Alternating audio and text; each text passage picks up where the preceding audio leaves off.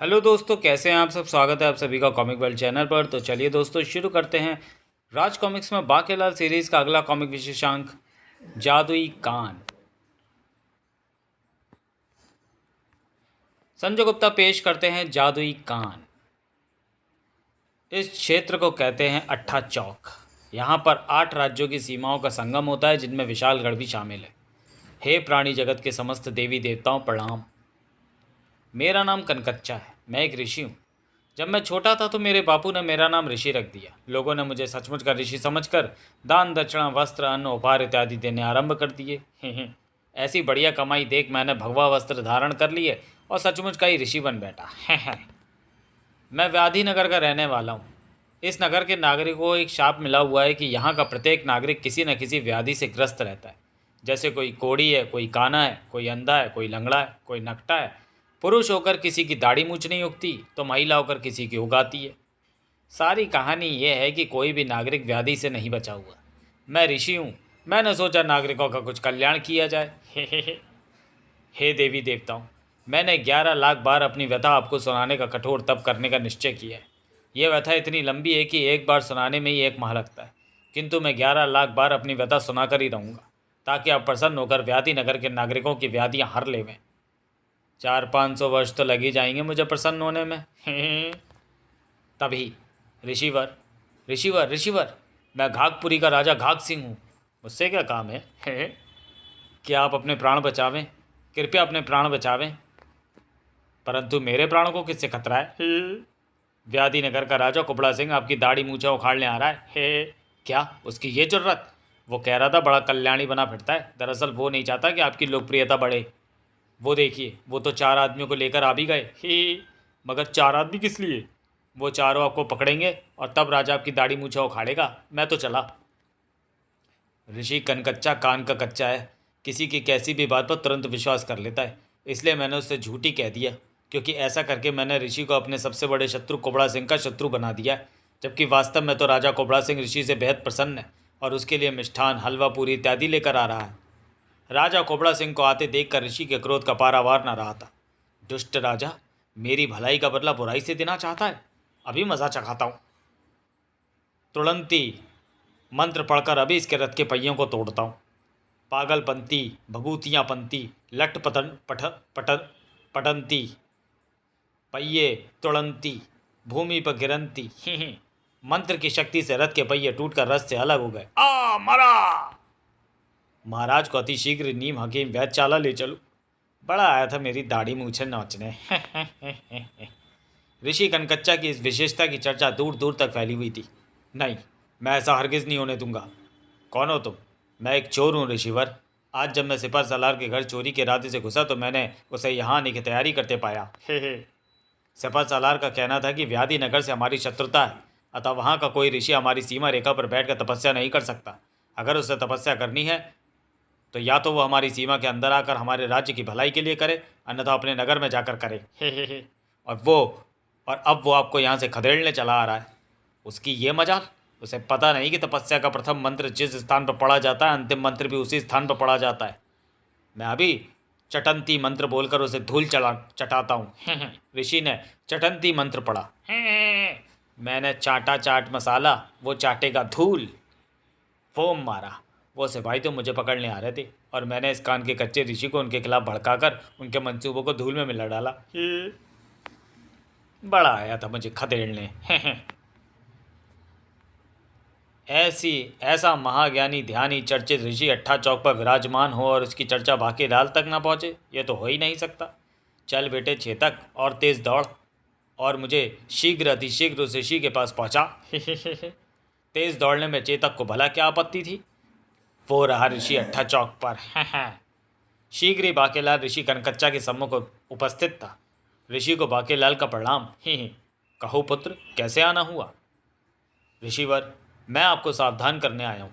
आप जब से यहाँ आकर बैठे हैं, आपने एक बार भी विशालगढ़ के राजा विक्रम सिंह तोंदू की जय नहीं बोली। इस बात से मोटा राजा बहुत चिढ़ा बैठा है।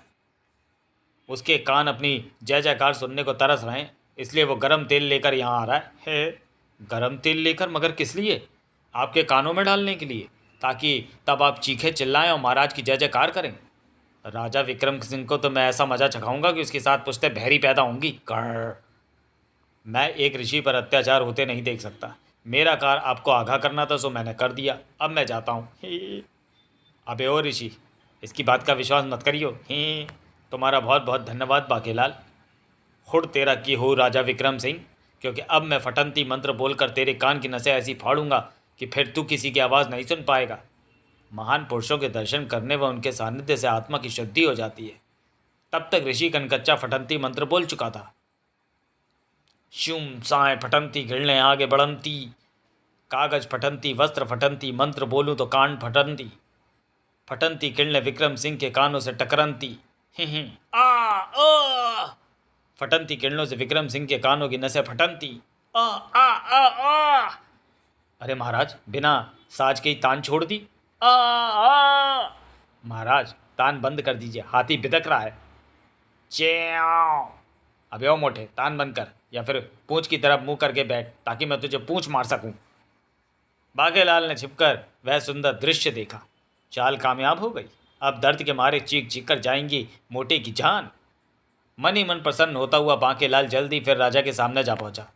महाराज, क्या हुआ? आप बीच राह में ही क्यों रुक गए? बांकेलाल, तुम कहाँ चले गए थे? मेरे कानों में भयंकर पीड़ा हो रही है। होड़ापादी क्या होगा? महावत, जल्दी करो, हाथी को वापस महल की ओर मोड़ो। महाराज के कानों का तुरंत उपचार करना होगा। अब तो मुझे भी भाग कर ही महल पहुंचना होगा, वरना इसकी बेसुरी तान मुझे भी बहरा बना देगी। महाराज की दुर्दशा देखकर राजवैद्य दौड़ा दौड़ा पहुंचा। मैं लहसुन वाला गर्म तेल साथ ही लाया हूँ। अब कान नहीं रहेंगे, मेरा मतलब कानों में दर्द नहीं रहेगा। मैं महाराज का तुरंत उपचार आरंभ करता हूँ। हाय मेरे कान! गरम लहसुनी तेल से भी राजा के कान के दर्द को कोई राहत ना मिली। यह दर्द तो ठीक ही नहीं होगा राजवैद्य। हाय मेरे कान! अदरक का रस कान में डालकर देखता हूँ। अदरक का रस भी काम ना आया, दर्द तो और बढ़ गया है। छचुंदर की पूंछ का अर्क मिला चमेली का तेल डालकर देखता हूँ, दर्द और बढ़ गया बांकेलाल। ये तो खुशी की बात है महाराज। कुत्ते की लार और भैंस के गोबर का लेप करके देखता हूँ, दर्द और बढ़ रहा है और मुझे आनंद आ रहा है।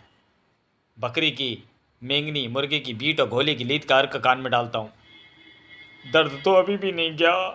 अब तो महाराज को कोई तेज औषधि ही देनी पड़ेगी, जाएगा भी नहीं। आप बिल्कुल भी मत घबराएं महारानी जी। ये गधी, ऊँटनी, खच्चर, कुतिया, बिल्ली के दूध और काम तमाम टूटी बूटी से बनी अचूक दर्द निवारक दवा है। दर्द तो और भी बढ़ गया। राजवैद्य, दर्द बंद क्यों नहीं हो रहा? दर्द अवश्य खत्म होगा महामंत्री जी। क्या अभी भी कोई औषधि बची है? हाँ, ये आखिरी औषधि बची है। इसे मिट्टी का तेल कहते हैं। अगर इससे भी दर्द ठीक नहीं हुआ तो मुझे जल्दी दिया सलाई की आवश्यकता पड़ेगी। दर्द ठीक हो गया? दर्द ठीक हो गया, मुबारक। क्या दर्द ठीक हो गया? दर्द ठीक नहीं हुआ, वो तो सेनापति की शक्ल देखकर मुझे हंसी आ गई थी। ये हुई ना बात। मैं भी कहूँ कि दर्द कैसे ठीक हो गया। मैं सभी जानवरों और कीट पतंगों से बनी औषधियाँ आजमा ली, किंतु महाराज का दर्द ठीक नहीं हुआ। अब तो फिर एक ही चारा है, कान की कीमा थापी। कीमा थापी वो क्या होती है? कीमा थापी मतलब नए कान लगाने होंगे। मगर नए कान आएंगे कहाँ से? अगर कोई व्यक्ति अपने कान दान कर दे तो मैं उन्हें उखाड़ कर महाराज के कानों के स्थान पर चेप दूंगा। मगर कान कौन दान करेगा? मैं महाराज को इस हाल में नहीं देख सकती। राजवैद्य जी, मेरे कान महाराज को लगा दीजिए। ये तो झुमके वाले कान हैं, महाराज को किसी पुरुष के ही कान लगाए जा सकते हैं। मेरे कानों में दर्द रहता, वरना मैं दे देता। बुढ़ापे के कारण मेरे कानों को भी कम सुनाई पड़ता है। रोगों के बारे में सुनने के लिए मेरे कानों का होना भी बहुत ज़रूरी है। बुढ़ापे में मेरे कानों को भी कम सुनने लगेगा, इसलिए मेरे कान भी महाराज को लगाना उचित ना होगा। सेनापति, नगर में ऐलान करवा दो कि जो कोई भी महाराज को अपने कान दान में देगा उसे आधा राज्य दिया जाएगा। ता फिर अप्पा दी के हो, हाय मेरे कान! ऐलान करवा दिया गया। सुनो सुनो सुनो, प्रजा को सूचित किया जाता है कि महाराज के कानों को कीड़ा लगने से कान खराब हो गए। जो कोई भी अपने कान उनको दान में देगा उसे आधा राज्य पुरस्कार स्वरूप दिया जाएगा। दांत में कीड़ा लगते तो सुना था, मगर कान में पहली बार सुन रहा हूँ। आप चिंता मत करें सेनापति जी, महाराज के लिए हम अपने कानों की बोली लगा देंगे। क्यों भाइयों? अबे बोली लगा देंगे नहीं, बलि चढ़ा देंगे। ठीक से बोल। हर कोई अपने कानों की बलि चढ़ाने को तैयार था। जब तक सूरज और चांद रहेंगे तब तक महाराज के कान रहेंगे। महाराज को कान देकर रहेंगे और महाराज भी हमें आधा राज्य देकर रहेंगे। देखो, महाराज को किसके कान पसंद आते हैं और किसका भाग्य चमकता है। कान दान में देने वालों की भीड़ बढ़ती ही जा रही थी। एक ही आदमी के दोनों कान देने की ज़रूरत नहीं, और एक कान मेरा, तो फिर एक कान तेरा और एक कान मेरा। मुझे जो आधा राज्य मिलेगा उसमें से आधा मेरा, तो फिर सौदा पक्का। हु हा। अरे बाप रे, उई माँ, ये तो कान फाड़ देगा। सारे कान मैं ले जाऊंगा। हा। तू तू तू कौन है? मेरे गले में पड़ी कड़माला नहीं देखी? मैं हूं कनकटिया। कनकटिया बोला तो कनकटिया क्या बोला? कनकटिया ने झपट कर एक व्यक्ति को दबोच लिया। अब मैं उस तरह से तुम सबके कान काटूंगा। उस तरह से? भला किस तरह से? इस तरह से। आ खचाक। राजा तो कानों के बदले आधा राज्य दे रहा था, तू क्या देगा? लात। थम। दूसरे ही पल भागो वरना ये कान काट लेगा। इस वक्त हमारे कान बड़े कीमती है, इनके बदले हमें आधा राज्य मिल रहा है। जाला। कनकटिया ने पुकारा वह नाम, सबकी बोलती बंद करने। जाला आला रे आला। हा। अरे ये कैसा दैत्य है? इसने तो हम सबको एक साथ फंसा लिया। आदमी नहीं दैत्य, ये कनकटिया का आदमी है। आदमी नहीं दैत्य बोल। अब ये हमारे कान बारी बारी से काटेगा। झूठ मत बोल, मैं बारी बारी से नहीं, उस तरह से काटूंगा। दैत्य कनकटिया सबके कान काट कर ले गया। सेनापति ने आकर वह बुरा समाचार सुनाया। तब इस घटना के बाद कान मिलने की रही सही उम्मीद भी खत्म हो गई। हुण फिर पाती के हो। बाकेलाल, तुम चुप क्यों खड़े हो? बाकेलाल, भाई ये सही बात नहीं है। तुम्हें तो पता ही है कि जिस काम को कोई नहीं कर पाता वो तुम्हें करना पड़ता है। मगर मैं इसमें क्या कर सकता हूँ महामंत्री जी? बाकेलाल, तेरा ही सहारा। बाकेलाल जी, अगर किसी वनमानुष के कान मिल जाएं तो भी हमारा काम चल सकता है। वनमानुष के कान? हाँ, वास्तव में वनमानुष और मनुष्य की शारीरिक संरचना में कोई अधिक भिन्नता नहीं होती, इसलिए महाराज को वनमानुष के कान भी लगाए जा सकते हैं। बाकेलाल, जल्दी जाओ और वनमानुष के कान लेकर आओ। हाँ बाकेलाल, वनमानुष के ना मिले तो वनमानुष ही के ले आओ। वो भी ना मिले तो बंदर के ले आओ, लंगूर के भी चलेंगे, पर खाली हाथ मत आना। ठीक है, मैं जाता हूँ। सेनापति, तुम जाकर उस दुष्ट दैत्य कनकटिया का पता लगाओ और उसका अंत करो। जो आज्ञा महामंत्री जी। तुम भी खाली हाथ मत आना सेनापति। आए मेरे कान। बाकेलाल पूरी तैयारी के साथ वनमानुष की खोज में निकला था। धनुष, बाण, भाला, गदा, तलवार, ढाल सब कुछ महामंत्री ने साथ ही दे दिया। जैसे कि मैं सचमुच वनमानुष के कान ले आऊँगा। मुझे तो इन लोगों ने गधा समझकर मेरी पीठ पर इतना सामान लाद दिया। बाकेलाल ने उन सभी शस्त्रों का इस्तेमाल ढूंढ निकाला। भाले का प्रयोग मैं करूँगा मछली पकड़ने में, खचाक। ढाल में रखूँगा पकड़ी गई मछलियाँ। वाह, मछलियों के भोजन का आनंद आ गया, चबड़ चबड़। अब धनुष बाण का प्रयोग मैं करूँगा वृक्ष के मीठे फल तोड़ने में। गदा का प्रयोग मैं करूँगा इन सख्त फलों को फोड़ने में, तड़ाक। अभी बाकेलाल नारियल पानी पी रहा था हे कि कौन है गुफा के बाहर जिसने मेरे सिर पर मीठा नारियल फोड़ा है? मैं उससे बहुत प्रसन्न हूँ, कृपया वो अंदर आवे। मैं उसे पुरस्कार में हीरे मोती का खजाना देना चाहता हूँ। नारियल तो मेरी गलती से उछलकर गुफा में चला गया था। अरे अभी तक तो कोई नहीं आया। उस तरह पर धार भी लग गई। लगता है वो जो भी है, उस भले मानस को मेरे खजाना नहीं चाहिए। पर वो जो भी है सोच ले, ये खजाना 5 राज्यों के बराबर है। मैं पहले 3 तक गिनूंगा। 3 तक अंदर ना आया तो एक बार फिर 3 तक गिनूंगा, फिर भी ना आया तो फिर 10 तक गिनूंगा। मैं अंदर आने का पूरा मौका देता हूँ, इसलिए गिनता ही रहता हूँ। अरे एक पर ही आ गया। लालच बुरी बला होती है। मर गए। यहाँ तो दैत्य बैठा है और इसके तो 3 बाजू हैं। 3 बाजू वाले की तो पूरे विशालगढ़ में चर्चा है। बेटा बाकेलाल, यही तो है कनकटिया जो उस तरह से लोगों के कान काट लेता है। इधर क्या देख रहा है बच्चे? उधर देख, मेरा कान संग्रहालय है। ओ, कान ही कान। हाँ, मुझे कान काट कर रखने का शौक़ है। इनमें हाथी के भी कान हैं, हिरण के भी, शेर के भी, गीदड़ के भी हैं, घोड़े के भी हैं, गधे के भी, कुत्ते के भी कान हैं, और बिल्ली के भी, और मानव के तो हैं ही। मैं जब कानों का शिकार करने निकलता हूँ तो उन्हें अपनी माला में पिरोकर यहाँ ले आता हूँ। इन सब कानों का तुम करोगे क्या? बाकेलाल बेटा, इससे बचने का उपाय भी सोचता रहे। संग्रहालय में सजा कर रखूँगा। इन्हें देखकर मुझे प्रसन्नता मिलती है। एक दिन मैं इस संग्रहालय को सारी दुनिया के प्राणियों के कानों से भर दूंगा। मगर तुम ऐसा क्यों कर रहे हो? क्योंकि मेरे कान कबूतर जैसे छोटे हैं। ये देखो, मैं अपने कान छुपाने के लिए हर वक्त दूसरे कान लगा कर रखता हूँ। मेरे संग्रहालय में आते ही कानों में जादू भर जाता है और वो स्वयं ही ज़रूरतमंदों को लग जाते हैं। मैं नहीं चाहता कि संसार में किसी के भी कान मुझसे बड़े हों। इसलिए मैं सभी प्राणियों को बेकान कर दूंगा। दैत्य कनकटिया ने दोनों कान फिर से अपने छोटे कानों पर लगा लिए। मगर मैं तुझे ये सारी कहानी क्यों सुना रहा हूँ? बस बहुत कहानी सुना ली।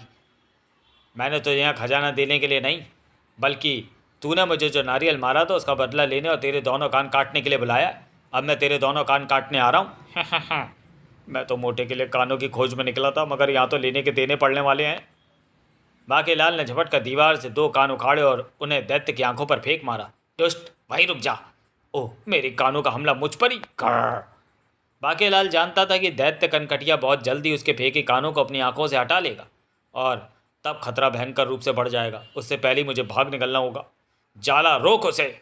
बाकेलाल ने अपना घोड़ा गुफा के द्वार पर ही छोड़ा हुआ था। भाग चेतक। भागते कायर हैं, दौड़ चेतक, बोला कर। चेतक ने दौड़ने के लिए अभी कदम बढ़ाई थे कि जाला वहां पहुंचा। जाला, आला रे आला, जरा घोड़ा संभाल बाकेलाला। ये क्या भला है? मैं हूं जाला। इसने तो मुझे फांस लिया।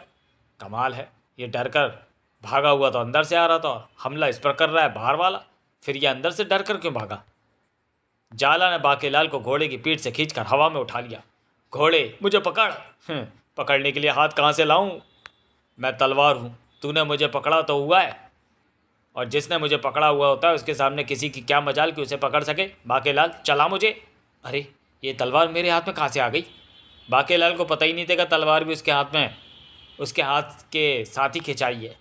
दूसरे ही चढ़ बाकेलाल का सारा डर दूर हो गया। बेटा जाला, अब मैं बनाऊंगा तुझे मौत का निवाला। खचाक! ये क्या कर रहा है मूर्ख? मुझे काटेगा तो मैं मर नहीं जाऊंगा क्या? तो फिर मरना। खचाक! मैं मरूंगा तो तू भी तो मरेगा, जरा नीचे देख। अरे बाप रे, ये तो मुझे काफ़ी ऊंचाई पर ले आया है। इसकी पकड़ से छूटकर तो नीचे करते ही मेरे टुकड़े टुकड़े हो जाएंगे। अब मैं तुझे अपने स्वामी कनकटिया के पास ले जाऊंगा। ओह, तो ये कनकटिया का गुलाम सेवक है। कनकटिया के पास जाने से अच्छा तो मैं नीचे गिर कर मरूं। तूने मुझे तो मार दिया, अब तू भी नीचे गिर कर मरेगा। चेतक, कहाँ है रे तू? मैं तो बहुत दूर हूँ। लेकिन हम पास हैं। थप! मैं सख्त जमीन पर टकराने के स्थान पर ये कहाँ गिरा? ठीक से खड़ा हो जा, फिर बताते हैं। बाकेलाल का चकराया दिमाग जैसे ही दुरुस्त हुआ। कौन हो तुम लोग? हम बहरा टोली हैं, मेरा नाम है बहर भट्ट। हमने तुम्हें गिरते हुए देखा, फिर बचाया, फिर मार देंगे। जब बचाया तो फिर मार क्यों दोगे? अभी नहीं मारेंगे, लेकिन अगर तूने हमारा काम नहीं किया तब नहीं छोड़ेंगे। पहले हम तेरे कानों में गरम सलाह के घुसेड़ कर खो बनाएंगे, फिर वहाँ कीड़े पालेंगे। वो कीड़े वहाँ पर अपने अंडे देंगे, फिर अंडों में से बच्चे निकलेंगे, फिर हम तुझे मार देंगे। तुम्हें मुझसे क्या काम है? हम सभी बहरबट यानी बहरे हैं। तू देख ही रहा है कि हमारे कान नहीं हैं। हमारा बहरापन तभी दूर हो सकता है जबकि हमें कान मिल जाए, और कान किसी दुकान पर तो मिलते नहीं। लेकिन अगर तुम बहरे हो तो फिर मेरी बातें सुनाई कैसे दे रही हैं? तेरे होठों के हिलने से मुझे तेरे मुंह से निकलने वाले शब्दों का ज्ञान हो जाता है। मगर ये शक्ति होटू देव ने हमें केवल 3 दिन के लिए दी है। अगर उससे पहले तूने हमें कान ला कर ना दिए तो हम तेरा तिया पाचा एक कर देंगे। मेरा गला तो छोड़ो। ठीक है, मैं कान लेने जाता हूँ, इसे लेकर जा। ये मेरे कान में क्या घुस रहा है? मैं हूँ कन खजूरा। कान भरकर लाने के लिए थैला भी ले जा।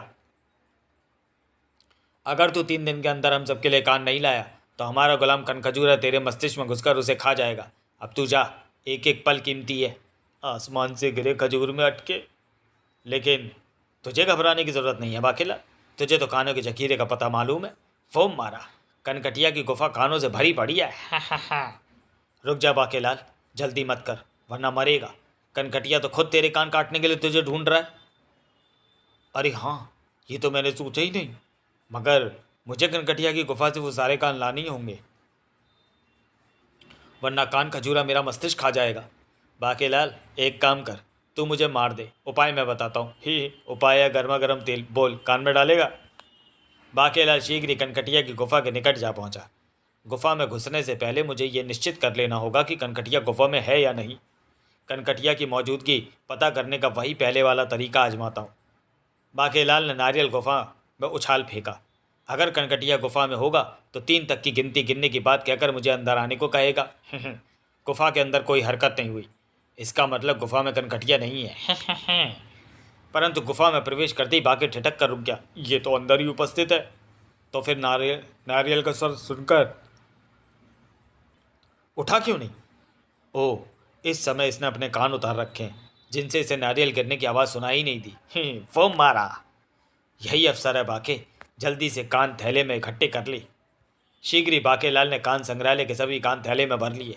अब इससे पहले कि कनकटिया की नींद टूट जाए और वो तेरे कान भी काट कर दीवार पर लगा दे, तू यहाँ से फौरन खिसक ले बेटा बाके। बाकेलाल शीघ्र अपने घोड़े पर सवार होकर बहरा टोली के पास पहुंचा। मैं तुम सबके लिए कान ले आया। क्या सच? ये देखो कानी कान, जिसे जो अच्छे लगे वो अपने लगा ले। भैरों को क्या चाहिए, दो कान? ये लंबे वाले कान मैं लगाऊंगा, क्योंकि मैं तुम्हारा राजा हूँ। मुझे तुम सबसे अलग ही दिखना चाहिए। ही। अबे वो गधे के कान है। बाकेलाल, तुम्हारा बहुत बहुत धन्यवाद जो तुमने हमें कान ला कर दिए। अब मैं कान खजूरे को वापस बुलाता हूँ। कान खजूरे, चल बारा। जो आज्ञा स्वामी। जान बची। बाकेलाल, कानों की एक जोड़ी बच गई है, इसे तुम ले जाओ। ये तो कुत्ते के कान है। बाकेलाल कानों की वह जोड़ी लेकर वापस लौट पड़ा। यही कान ले जाकर राजवैद्य को दे दूंगा और कह दूंगा कि वनमानुष बड़े कानों वाला था। अलविदा बाकेलाल। वहाँ से निकलकर बाकेल चलता गया। फिर कुछ देर नदी किनारे विश्राम किया जाए। चेतक भी थक गया होगा। हाँ, मैं भी जानवर हूँ, कोई इंसान नहीं। उधर कनकटिया की नींद भी खुल चुकी थी। कोई दुष्ट चोर सारे कान ले गया। केवल मेरे कान बचे थे, जिन्हें मैंने कान संग्रहालय में रख दिया है, ताकि संग्रहालय कान संग्रहालय जैसा लगे। मेरा ताकतवर अंगरक्षक झाला भी मारा गया। सब कुछ बुरा ही बुरा हो रहा है। अब मुझे फिर से कान इकट्ठे करने होंगे। दूसरी ओर अट्ठा चौक पर मैं अभागी पहले देश की रानी नौलक्खा हूँ, और आपकी चर्चा सुनकर आपके दर्शन करने और ये स्वर्ण मनके की माला आपको उपहार स्वरूप देने आ रही थी। किंतु राह में न जाने कैसे मेरे सिर की चुटिया खुल गई और मैं गंजी हो गई। किंतु दूसरे देश की रानी ने तो मुझसे ये कहा था कि तुम मेरे सिर में अपनी जुएं डालने आ रही हो, इसलिए मैंने ही तुम्हें गंजी होने का शाप दिया था। क्या यह आपने क्या किया? मुझे कैस्टो देवता का वरदान मिला हुआ था कि अगर किसी ने मेरे सुंदर बालों पर कुदृष्टि डाली या उसे किसी प्रकार की क्षति पहुंचाई, तो कैस्टो देवता उसी क्षण प्रकट होकर उस व्यक्ति को शाप देंगे। नहीं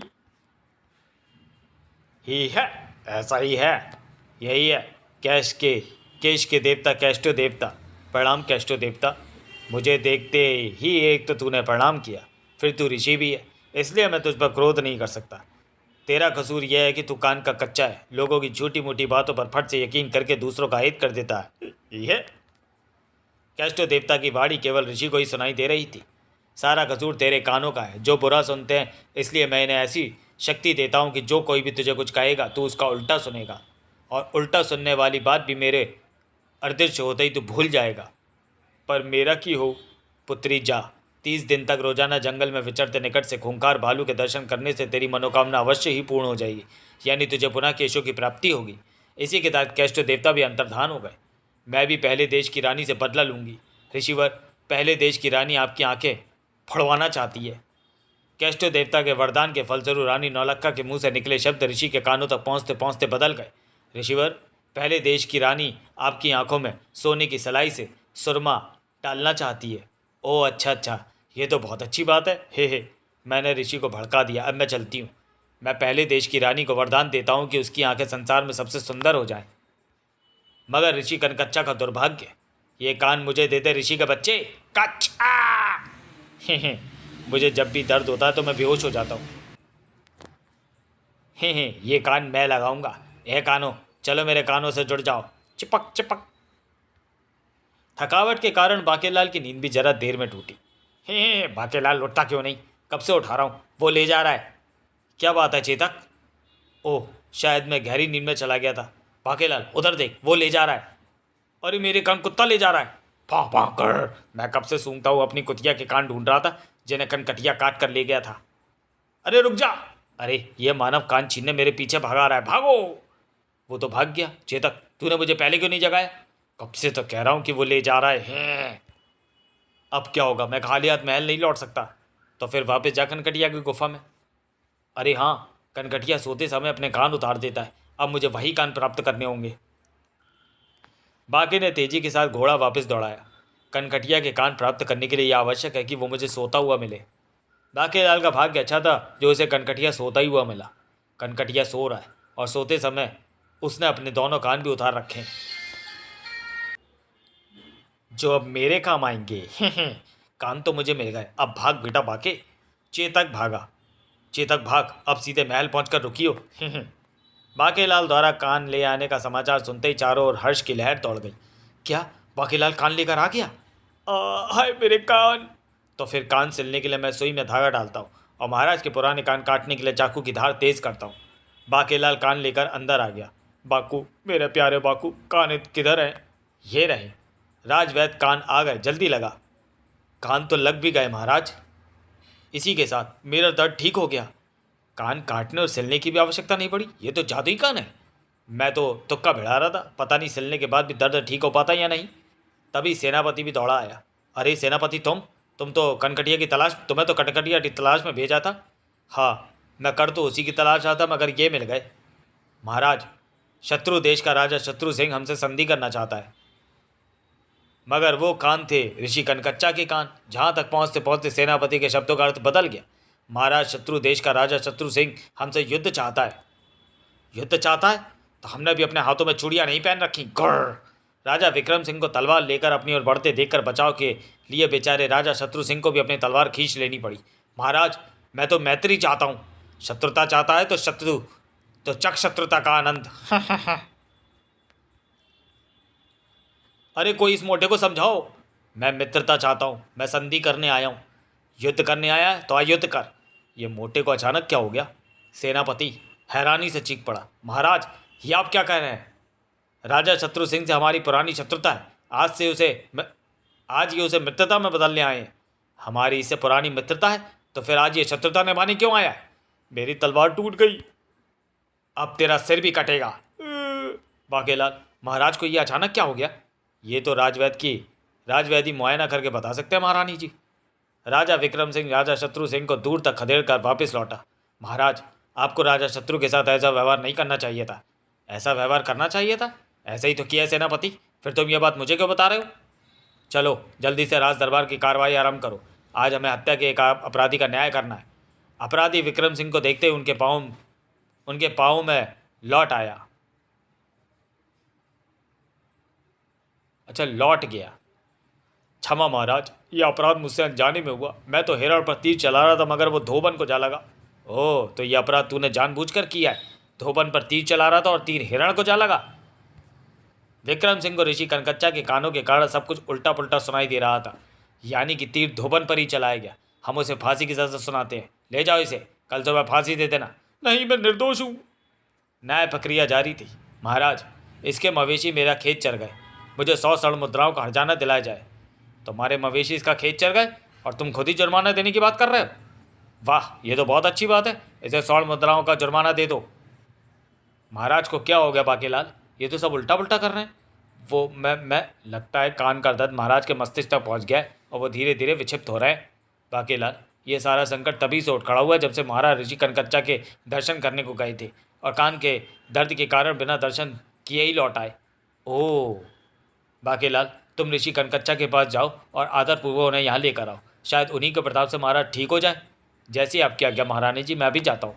मैं भी कनकटिया की खोज करने जाता हूँ। वास्तव में तो मुझे सारी गड़बड़ बाकी के लाए हुए कानों की लग रही है। अब मैं ये देखने निकला हूँ कि बाकेलाल ऐसे में क्या करता है। बाकेलाल को वन में ही अपना घोड़ा रोक देना पड़ा।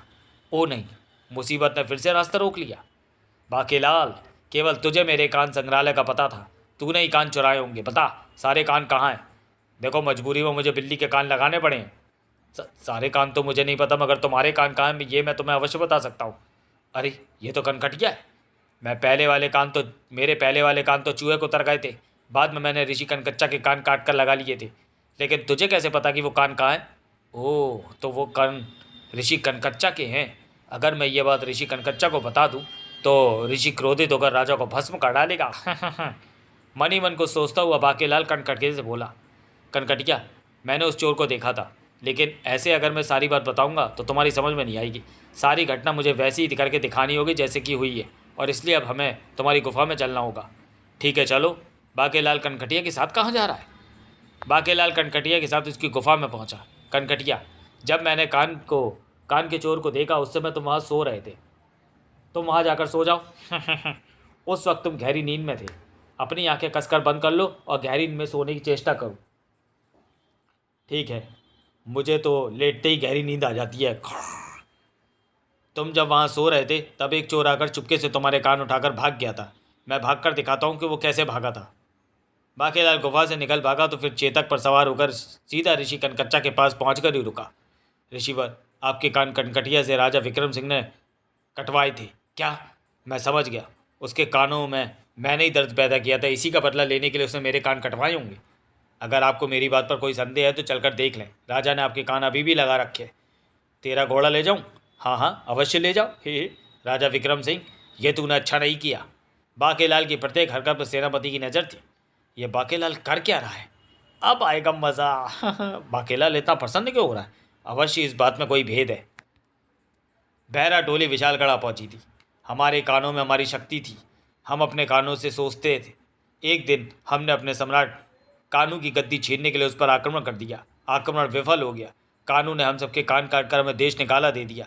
कान कटने से हमारे सोचने समझने की ताकत छिन गई थी, मगर अब कान हमें फिर से प्राप्त हो चुके हैं। अब हम इस देश के राजा की गद्दी छीनने के लिए उस पर आक्रमण करेंगे। हैं, अब यहाँ पर बैर बट का राज होगा। अरे ये कैसे विचित्र प्राणी हैं, इनके कान देखो। कान मत देख, आगे देख, भागने के रास्ते की तरफ। महल में बहर बट दंदनाता हुआ घुस आया। मेरा नाम बहर बैठा राजा, गद्दी से उतर जा। गद्दी पर बैठ जाऊं? मगर मैं गद्दी पर ही बैठा हूं। मैं कह रहा हूं उतर जा। मैं भी तो कह रहा हूं कि बैठा हूं। कौन है ये विचित्र कान वाले प्राणी? बाहर निकालो इन्हें। बहरा टोली को बाहर निकालना आसान नहीं था। उन्होंने तो हमें ही उठाकर बाहर फेंक दिया। मैं युद्ध करने आया हूँ, मुझसे लड़। तू संधि करने आया, तुझे गले लगाऊं? ठीक है, गले लग। आए, ये तो गले लग रहा है। मैं तेरा सिर धड़ से अलग करने आया हूँ। क्या कहा? तू अपना सिर काट कर मेरे कदमों में डाल देगा? नहीं नहीं, ऐसा मत करना, उसकी ज़रूरत नहीं है। संधि करने वाले खून खराबे की बातें नहीं करते। अरे भाई खान पान मंत्री, अतिथियों के लिए चाय पानी का जुगाड़ करो। जी महाराज। ये उल्टा क्यों सुन रहा है?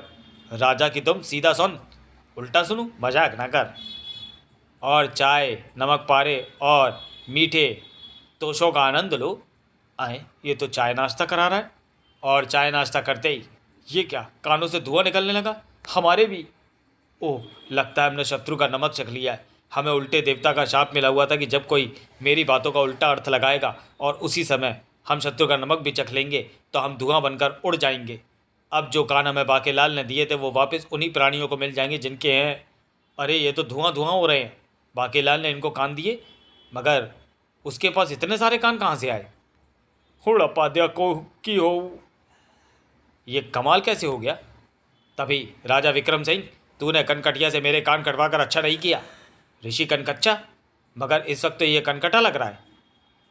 इससे पहले कि राजा विक्रम सिंह ऋषि के बात का कोई जवाब दे पाता, हे, आखिर मुझे मिल ही गया कान चोर। हे, तो तेरे पास है मेरे कान।